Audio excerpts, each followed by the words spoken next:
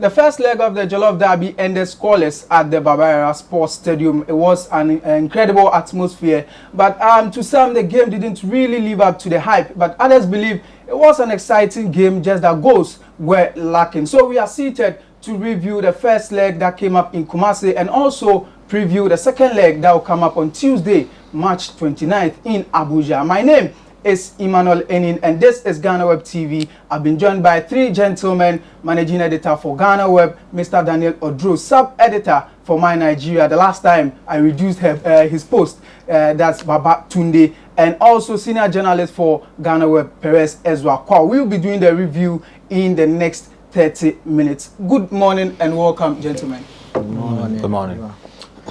First of all, I would like to take your general assessment of the game, and I'll start with Mr. Odro. Well, for my overview, I think it was a very good game. And the last time we were here to do the preview, I did mention that the atmosphere was always going to be charged. And I mean, those of us who were on the ground were witnesses to that saying. It was really an exciting game. It was for the first time in a very long while that I saw the Baba Sports Stadium filled to the rafters. And yes, there were challenges with, how the security handled the supporters that came in, but that's a different matter. In terms of the game itself, I think it was a very tactical game, as it was expected to be, because the stakes are very high, and you didn't expect people to commit a lot of mistakes. Everybody was cautious, but for the Black Stars, it is an improved performance if you compare it to the AFCON and the kind of performances that they put up. It was really an improved performance, which is why you've heard a lot of Ghanaians saying that it's a step in the right direction. And so this is a young team. The coach this is his first game as the head coach of the Black Stars, and he's shown what he wants to do with the Black Stars, given an extended run at the helm of affairs. So I think it was a very decent game. And Nigerians also gave a very good account of themselves. They had some chances. If they had taken them, maybe they could have gone to Lagos or Nigeria with a decent result. But overall, I think it's a very good game and very good testament to African football. So you enjoyed what you saw at the Barbara Sports Stadium? I did. Of course, if there were goals, that would have, taken it to a different level. I said, if there were goals, I didn't know what was going to happen at the stadium, because the hype and the excitement before the game was incredible. Yeah. And I could only imagine what would have happened if there was a goal at the stadium. The way they were chanting and singing before the game and at different stages of the game was really incredible. And we've got to give it to the fans in Kumasi. They've really shown that this is the home of Ghana football, and they love their football, and they are very good at welcoming visitors to Ghana. So yes, I wish there were goals, but that doesn't take away the excitement that we witnessed at the Baba Sports Stadium. Sure. Let me come to you, Baba Tunde. Just like Mr. Odro, you were present at the stadium. How did it go for you? Well, like Mr. Odro said, the game was quite interesting. I think that any game or games involving Nigeria and Ghana would usually be competitive, basically, and the game at the Barbara Sports Stadium was no different. The euphoria on Thursday after the Black Stars training section was, I think that changed the whole mood countrywide. You realize that the post by the GFA's social media handles just changed the whole atmosphere, and Nigerians were not expecting that. I guess Augustine Egbapoin probably felt like, okay, the morale in the country is down, the Black Stars are not really performing, so people might not support them. So but in all, it was a good atmosphere. I enjoyed myself. Kumasi was packed to the brim, and they were friendly as well. Yeah. Of course, apart from the stories we've heard outside the stadium in regard to ticketing and the police and tear gas and whatnot. You really enjoyed yourself, because I saw you on BBC. Yeah, oh, a friend told me. Yeah, actually, well, that's another story for another day. But let's. I guess it was a moment you won't forget for now. Well, let me come to you, Perez. We monitored the game behind screens, and let me get your assessment. I think it was a good game, and from a Black Stars perspective, if I was the GFA, I would be happy, because their decision to stick with the appointment of Otuado for me paid off in a way. We saw glimpses of a team that was under a certain impact, or that had a certain technical hand working on them. So from a technical perspective, I was so happy for the Black Stars, because for the first time in a long time, in 2-3 years, we saw a Black Stars team that played according to a pattern, that played according to formation. You realize that if they had enough time to rehearse or to train a lot, would have seen a bit more better team. But clearly there was a plan when we have the ball, when we don't have the ball, how we defend. So from a Ghanaian perspective, it was a great performance. And I think that took the Nigerians by surprise because they were, based on what they saw at the AFCON, they weren't expecting up to turn up the way we did. Okay. And if you realize recently that the Black Stars normally revolve around players, big name players. Yeah, Thomas This Partey. was a total team performance. Okay. And that makes me happy because we are at a stage in our football where we need a team to take us to the next level. And that was a total team performance where even when Thomas Partey decided not to show up, he had Baba Idrisu, he had all the other guys turning up. There was formation. When we are defending, you knew we were going with a 4-2-3-1. Once we get the ball, Baba drops deep. He becomes the third centre back. Okay. We were more like a trio. So from a Ghanaian perspective, I was really, really impressed. But the only thing that was lacking, I think that has been lacking since Asamoah Gyan dropped off, was the goals. The only thing that separated what we saw from 100% performance from Ghana was the goals. From Nigeria, I think they were overwhelmed. Okay. I think one, the atmosphere at the stadium got to them because it was massive. I mean, the whole stadium was filled to capacity, the noise, even on Thursday. Then also, I'm not sure they expected the Black Stars to play that good because you compare the two sides based on what we saw at the AFCON. I would have thought that Nigeria were going to be the more dominating team, Yeah. and the Black Stars were going to sock and counter. But on this occasion, you realize that maybe because they were messing with Freddie Ndidi, Ghana rather took the game to them and we outplayed them. Yeah. They created chances that they could have scored. But on the whole, you watch the team and we think that maybe Ghana had the advantage. If we took off our chances or if we created more, would have done well. So the job for Augustine Guavon now is how to counter what we saw on Friday. So I was happy with what I saw. I'm happy with what Otuadu and his charges have done. But we'll go again on Tuesday. Okay, we go again on Tuesday. Now, let me start with you, Baba. We are getting into it. Were you really impressed with Augustine Guavon's setup and his lineup for the game, first of all? Well, like they say, you usually do not like to change a winning team. Okay. And that is what Augustine Guavon did. The AFCON, we saw how this particular team performed and how well they did. You know, unfortunately, we lost to Tunisia. And I'm sure he felt like, okay, they had built a bond around themselves. The only exclusion was Victor Osimhen, and indeed who was replaced by Innocent Bonke. Okay. So Bonke, sorry.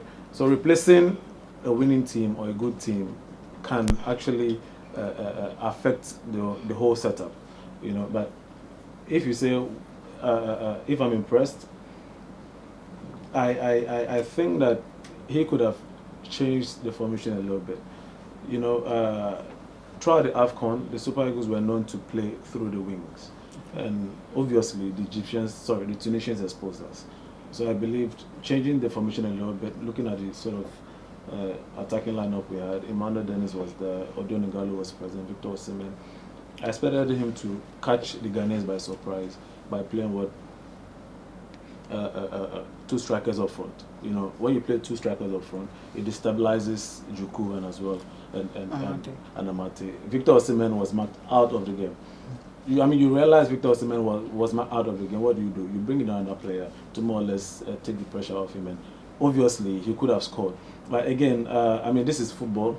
He could have changed things and it probably wouldn't have worked because the Black Stars, they had their day on that day. Whatever they did for them worked. From the goalkeeping to the defense to the middle to the attack. The aura around Kumasi just, it felt like this good luck charm was following the Black Stars. But irrespective, we are going to play in Abuja, which is another very, very difficult ground to play with, to play on. I wished we were playing in Lagos, but however, football administrators, they knew why they took the game to Abuja. And still, it's going to be a tough time, and I expect the Super Eagles to complete the job. Okay, so you expect the Super Eagles to do the job in Abuja. Now, Mr. Drew, let me bring you in. What do you think the Nigerians could have done better in the game? For me, I think Nigerians and the coach didn't have a plan B. I think he focused on the strength of his team, which is obviously the pacey wingers that they have, and he was trying to use that. And once that if you like, that outlet was blocked by the Ghanaians because of the way they set up, it was always difficult for Eguavoen, and he couldn't find a plan B. What he did well though was to find a way to neutralize the threat of Thomas Partey. Okay. However, once he was able to do that, he was not able to utilize the wings as much as he would have because the likes of Denis Odoi, who is not known and who was playing his first cap for Ghana, is not someone I'm sure Eguavoen had prior knowledge about, and so it was difficult to map up a strategy in terms of how to outwit him. And you had Gideon Mensah, who was also playing on the other lateral, and he also had a very good game. He's been in and out of the Black Stars a few times, but always plays second fiddle to Baba Rahman. And in this game, he seemed to have played well because he seemed to get the support of Baba Idrisu and even Thomas Partey, who was not given the liberty to go forward as much as he would have wanted. So I think that's what Eguavoen did well. However, he didn't seem to have a plan B. The moment the wings were clipped, or the wingers were clipped, that was it for the Nigerians. They needed to find an outlet through the middle. Yeah. And Olaina was supposed to be the one who was going to be the creative force. And he also didn't have a good day, which is why maybe if they had Ndidi, who maybe would have been able to break the play of the Black Stars, it would have helped them. And maybe he will find that incisive pass that will find the wingers, because you need to be very quick if you are going to play on the counter and you have a lot of PC wingers. What you need to do is that once you break the play, you need to lift up your head, find them, and find a very good pass to them. Once you're unable to do that, the supply is not coming, and they are going to have very limited chances in terms of how they are going to find goals in this game. So he needs to find a plan B. He needs to know that, yes, this is the strength of my team. The wingers are the strength. Everybody's afraid of them. It would sometimes limit the defenders of Ghana in terms of joining the attack, because they know if they go and the ball is floated behind them, it's going to be difficult. But when that is not working, you need to find another outlet. You have to go through the middle. You need to find people who are able to execute that plan well. So he needs to find a way. Looking at the options available for Nigeria, do you think they have the midfielders to decide the game from the midfield? It's difficult looking at the midfielders that they have because Iwobi is absent, Ndidi is absent, and these are players who have played at the very top level. The English Premier League, played at Arsenal. Iwobi is now playing at Everton, knows a big game and knows how to, if you like, impress. Unfortunately, Nigeria is blessed with a lot of attackers. Yeah. You can't say the same for their midfield. So to lose two of their key midfielders is a big blow to them than any average team. So it's difficult. He needs to have to work on what he has and allow them to play, encourage them to play above themselves if they are going to get a result. If not, then he's got to pray that the wingers would have a good day than they did at the Baba Yara Sports Stadium. If they play the same way they played and the Black Stars defenders have a very good day again, then it will be very difficult for them to find a goal in Abuja. And Abuja can be very intimidating, even at home for Nigeria.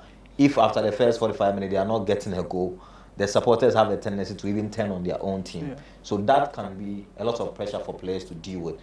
The bad thing for Nigeria is that Ghana needs two results. They need to win or they need to draw, get a scoring draw to qualify. Nigeria needs to win this game to qualify. That's difficult. If they had even scored a goal here, that changes the dynamic. But Ghana gets a goalless draw. Ghana has two results because of their away goals through. If they score, Nigeria must win the game at all costs. Because even if Nigeria draw in a scoring draw, Ghana will qualify. Yeah. So that's very difficult for Nigeria. They've got to play above themselves to qualify. All right. Perez, let me bring you in. Mr. Drew was talking about Nigeria not being able to use their flanks. How good were Black Stars fullbacks? I think our fullbacks were outstanding. And I was really, really impressed for Denis Odoi, who was making his debut. Rarely do players impress under the circumstances that he did. Playing at the Baba Yara Sports Stadium, knowing the weight of the game, how much was involved, he could not afford to let us down, and he indeed did not let us down. And I think that he showed why Coach Otuado trusted him. He was one of our best players on the day. I think he dealt quite well because he realized that right from the 5th minute, the Nigerian wingers started switching So Chukwueze will come, then they will go because they could not cope with our fullbacks. Gideon Mensah to impress me most. I would have expected more from him in the offense because he's got that in him. Yeah. But when you come up against Moses Simon and Chukwueze, your attacking instincts will be limited because if you leave enough spaces behind you, they can exploit them. So our fullbacks were outstanding. I expected more from our wingers, especially because you look at the way we set up, and they were basically supposed to be our attacking outlet, not via the wings though. Okay. But once we're attacking, the fullbacks move, our wingers come in. So it's more like how Arsenal plays right now, where you have Bukayo Saka drifting in, Martinelli drifting in, and then they go with Lacazette. That was a similar structure of formation that I think Otuado tried. Okay. Jordan Ayew for me and was for me great in the first 16 minutes. Okay. I think he was one of our best players in the first 16 minutes. But once he got tired and the coach failed to sub him, then all the things started. Fatawu Issahaku, maybe the atmosphere got to him, maybe the pressure was on him, but he's a player that is built for the future. He's one that I expected, especially coming up against Francis Uzoho, who has a reputation for not being good at long drives. I expected a lot more tender both from Fatawu Issahaku, but we didn't get that. On the whole, our fullbacks, I was really impressed, especially for Denis Odoi. Looking at his age, because he was coming up against wingers who are extremely quick, but he dealt with them quite well. The few times he went forward, I think on 2 occasions, he created some decent chances on the right. So those were impressive. So talking about that, how do you think Coach Otuado can improve the attack? Because it seems the defense, the midfield, everything is settled, but the attack, Ghana needs to score. You know, if it will be you'll be asking too much of him. Okay. If you ask him to all of a sudden turn us into some goal scoring team, and I would say this, that I wouldn't blame Otuado if we don't qualify, and even if we don't qualify, I think the GFA must keep him because, and it's not about the result, it's about how we played. Okay. If you've watched the Black Stars in the last 2 years, you'll be happy with what we saw. You'll be happy with the fact that the team went onto the pitch with a clear mind and exactly what they wanted to do. And he had to do that in a space of 3 or 4 days. You don't get that from a lot of coaches. So even if we don't make it to the World Cup, I still think if Otuado is the mastermind behind everything we saw, we should keep him. But what we need to do now is maybe the substitutions need to come in quickly because I feel we have players on the bench who can turn things in our favor. I will still start Jordan Ayew. Maybe Joseph Painter might come in for Fatawu Issahaku because perhaps he's not as experienced enough to cope with those things. Or maybe Daniel Chere coming. But with Afena-Gyan now and having the first time experience of playing Africa football, I expect him more to, once he come up against Balogun and the other guy, to be a bit more purposeful, to take care of the chances. The other thing we need to do is that we realize that Afena-Gyan kept pulling one of the Nigerian centre backs, and our wingers were not exploiting those gaps. That is one of the things that I'm sure Coach Otuado will be telling his staff, because you realize that after the game, he did an honest assessment of himself. He admitted that he's the reason fans boo Jordan, and I'll blame the Black Stars coach because I think had Jordan left the pitch after the 65th minute, he would have gone off as one of our best players and not as our worst player on the day. So if he's able to correct these things and we're able to Afena-Gyan deal with them and the headache that he will create, our wingers or our other offensive players are able to capitalize on that, we'll do it. But I keep thinking that if you're going to play the way we do, why not bench Baba Idrisu and start Thomas Partey as the DM, Chere and Kudus, because I'm saying this because that's how Arsenal plays. Once you get the ball, Thomas Partey drops deep because he's the press resistant. He's the one that can do with the press. So he starts the attack. He has the ability to press the ball better. Why don't you start bomb? Then we'll go a bit more attacking. Partey at the base, Chere and Kudus. Chere, we all know he's a bit more effective than Kudus because Kudus tends to elaborate a lot. You have Thomas Partey who can distribute the ball better than Baba Idrisu. You have him who is able to beat the press because on a few occasions, you realize that Idrisu was in trouble because the Nigerians were on his team. So why don't you sacrifice him, bring in Thomas Partey? But what that leaves you is that defensively, we become a bit more exposed because defensively, Partey is not as shrewd as Baba Idrisu. So those are some of the headaches that I'm sure Coach Otuado will be exploring. But I'm impressed, honestly, even if we lose against Nigeria, and if Otuado is the one behind all that we saw in Kumasi, clearly there is hope for the Black Stars for the future. All right. One of the complaints that I read on social media was the pitch itself. Many were complaining that it was difficult to move the ball on the ground. So the Nigerians were forced to go long. But how did the pitch affect Nigeria's play? Well, I didn't hear any of the concerns you raised. Okay. However, for me, I felt the pitch was quite slippery. Contrary to what you said, the balls when they bounce, then they tend to push further than the player. You know, but irrespective, I mean, football is football. If you have a good team, you should have several strategies. If you want to go by air, if you want to go by the short passing strategy. So I don't think I'll blame the pitch for any of what happened in Kumasi.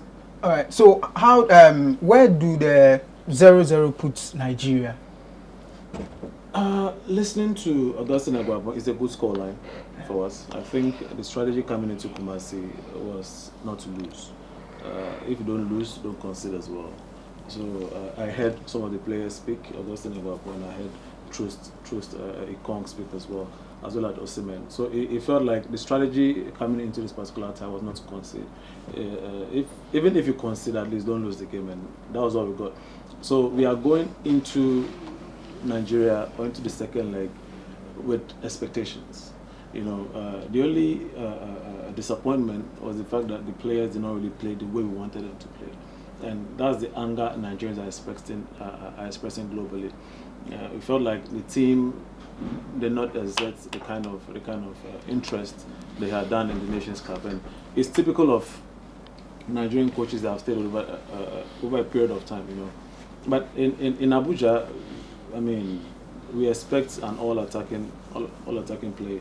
Augustine Agwabo spoke yesterday. He said, "Okay, we are coming at the Ghanaians full force." I expect him to change the tactics and the strategy to ensure that works for us.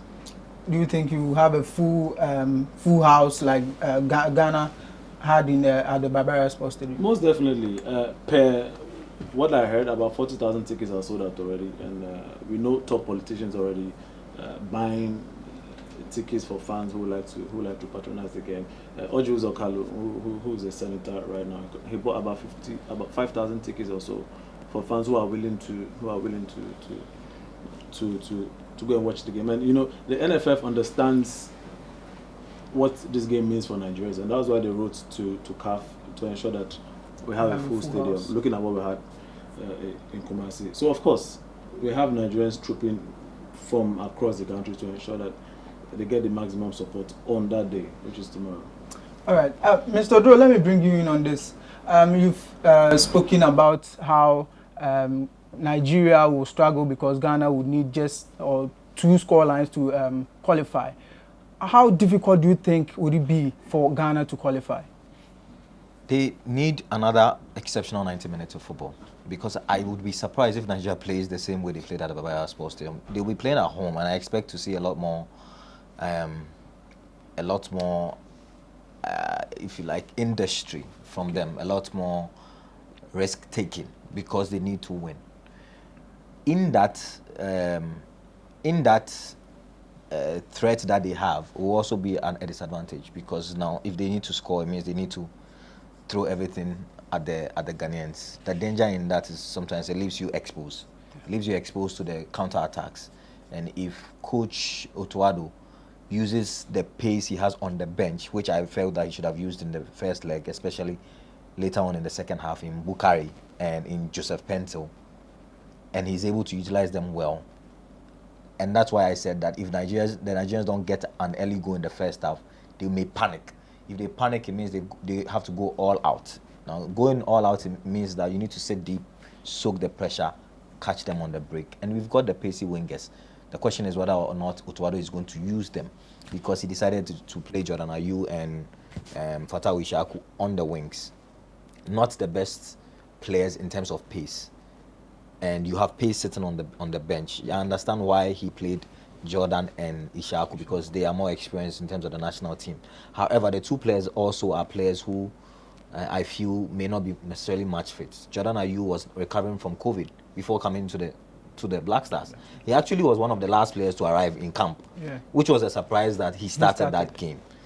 Again, Ishaku Fatawu, who is very good with the dead balls and taking on players, has not been much fit because when he moved to Portugal, he's not played any game in terms of competitive football. So yes, the talent is there, but you cannot cheat when you are not much fit.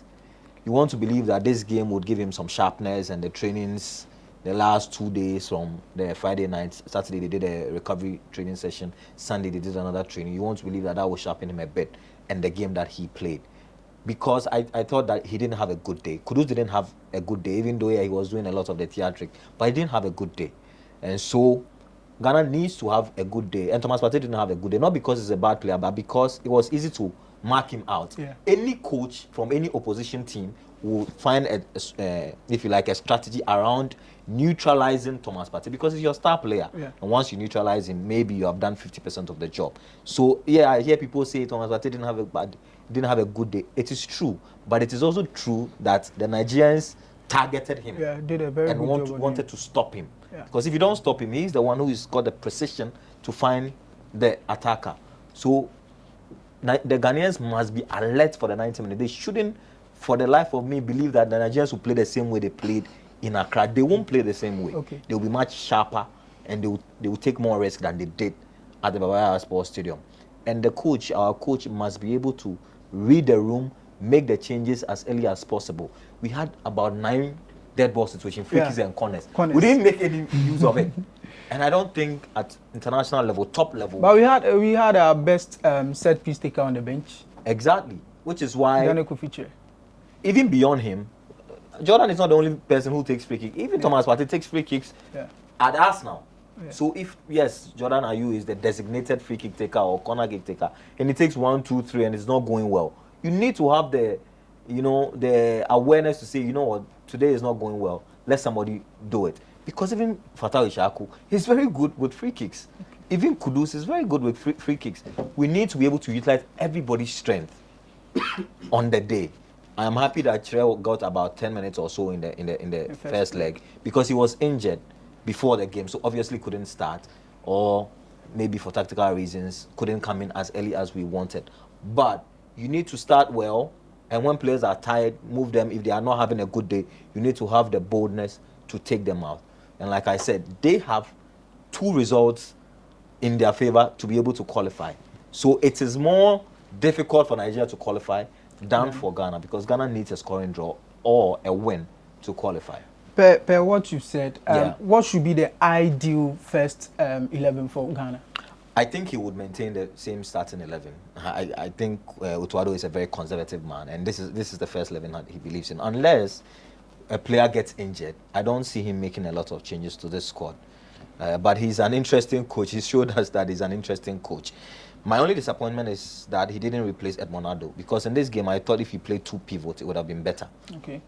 To sit, because Baba Idris is the only one who's breaking up play for us, and if anything happened to him, I don't know what will happen to our team. So Edmonado maybe would have done that job, but once he got injured and left camp, I thought that he should have found a replacement for Edmonado, but he's not done that.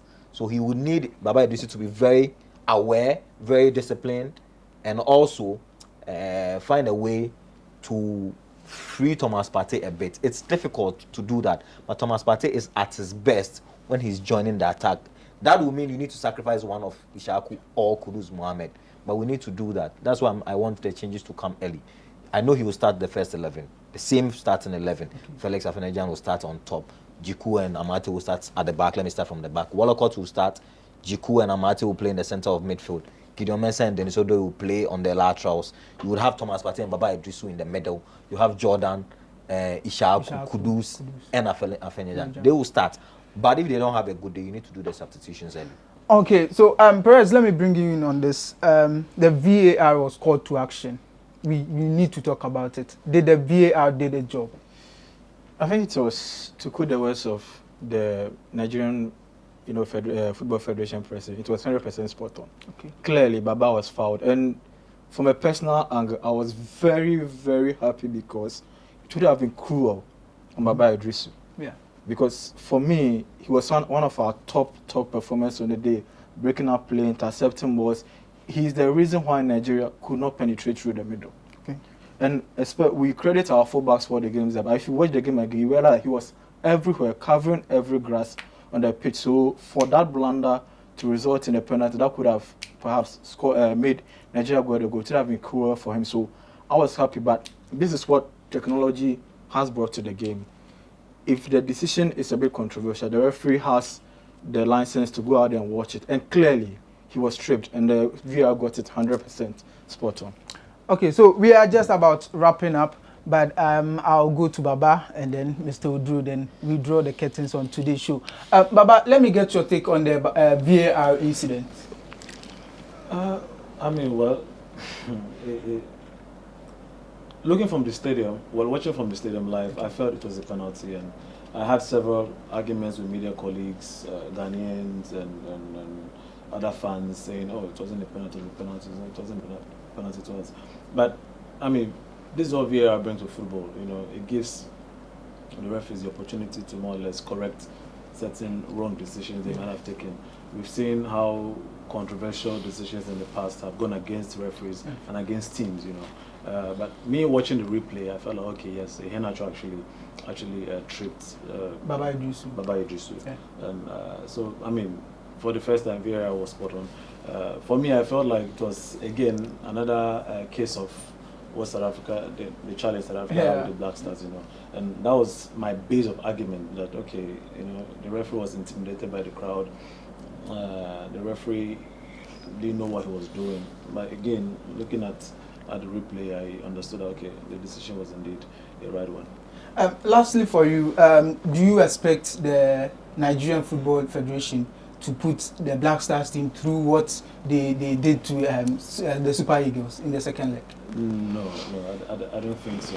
And just to chip in this, I think a lot happened behind the scenes that missed the eye. Okay. With regard to this particular fixture, you know, ticketing issues. I got several calls from the Nigerian Supporters Union, a very, very high-ranking executive in the Federation, in the Supporters Union, who spoke bitterly about how the Nigerian supporters were treated at the gate.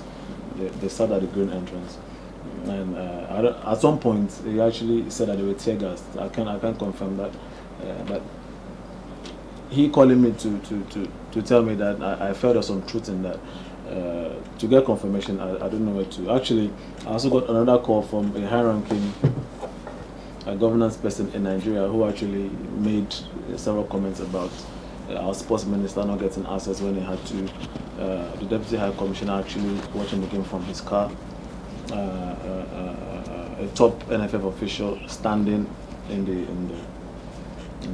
the VIP box, you know, and these are things that I felt could have been handled better by the NSA or the GF or whatever it is. But again, it's football. These things happen, you know. It could be a way of intimidating. Oh, it's not true. No, I'm saying it's not true because even Ghanaians suffered that. And you realize after the game, someone with close relation to the guy, I'm talking about Gabi Ochilako, came out to blast the NSA because he felt that the arrangement weren't done. So it wasn't a deliberate attempt by Ghana. Even Ghanaian supporters suffered that.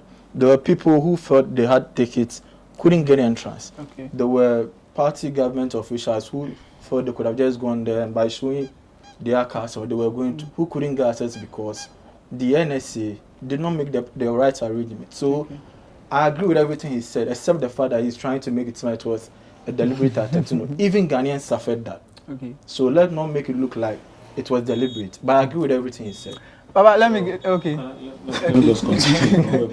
Well, it could have not been deliberate, but again, for fixtures of this magnitude, you should know how to handle VIPs from the opposition camp, you know. And looking at Nigeria and Ghana, we know how we get out there. We know how we like to troll ourselves with regard to the slightest thing. But I mean, irrespective, I don't think the NFA will subject the Ghanaian team or top officials from the Ghanaian side to this sort of treatment. I think that Nigeria and Ghana, like I always say, are brothers and sisters. We like each other. If Nigeria qualifies to the tournament, Ghana will support Nigeria. If Ghana qualifies to the tournament, most definitely Nigeria will support. So the game in Abuja is going to be free-flowing. So your prediction? I expect. The last time you predicted 3-0. Yeah, I did on football. That's football. But this time I'm going to be very, very conservative with my predictions because of what I saw and looking at the sort of euphoria surrounding the Black Star team at the moment. But I expect the Super Eagles to win. I expect Augustine Aguavon to ensure that the boys are prepped up. I expect the fans in Abuja to bring their all to the stadium. I expect Osimhen not to stop his theatrics, falling when you don't have to. This is African football. You need to be very, very physical. So I had a lot of issues with Osimhen. And again, I think that Etebo has shown that is a right fit for Ndidi. When Innocent came in and Etebo, when Innocent was out and Etebo came to replace him, the game was more or less, the middle was stable. Okay. But I expect Nigeria to win by 2-0. Okay, Mr. Drew, do you think the Black Stars are in the right frame of mind to handle any mind games that Nigerians will be up to in the second leg? I think they will be. I mean, they will arrive today, and there is not enough time between now and tomorrow to intimidate them or anything. I mean, like I said here the other time, even when we had to vacate the Golden Tulip for Nigeria occupied the Golden Tulip, and actually you would think that it's one of the top hotels in Kumasi if you go to But Kumasi. even with the Golden Tulip, Nigerians were complaining on social media. I didn't hear about their complaints in terms of the hotel facilities. Okay. Golden Tulip is one of the best hotels.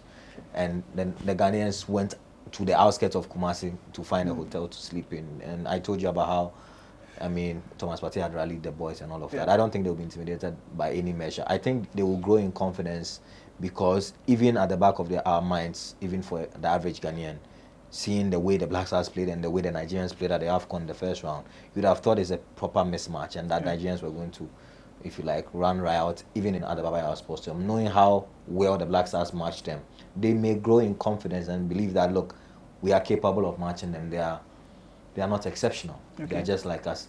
European football is different from African football. So yes, they may have top players who are playing in Europe and doing well, but that football is different. This is 90 minutes of determination and who wants it the most.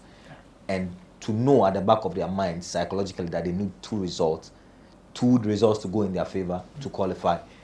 If they have a very good psychologist, it could work on their psyche. But they don't need to get overawed and too excited because it's going to be a very difficult game. I won't lie to you, even as a Ghanaian, it's not going to be easy. Because at home, I want to believe that Nigerians will have the advantage. But if we are able to hold our nerves and the big players in our squad manage to control the younger ones, it should be a very decent, if you like, encounter for the So your prediction? I think it will be a scoring draw, and I think Ghana will go through on their way goes through. They may not win, but they may score, and maybe it's a 1-1, and Ghana goes through. Okay. Perez, who are you expecting to turn up in the second leg for Ghana? I'm counting my hopes on Mohamed Kudus. Okay. I think he should. I think that Nigeria has a plan for Partey, and I don't think they will release him. So I think the next biggest star in our team is Mohamed Kudus.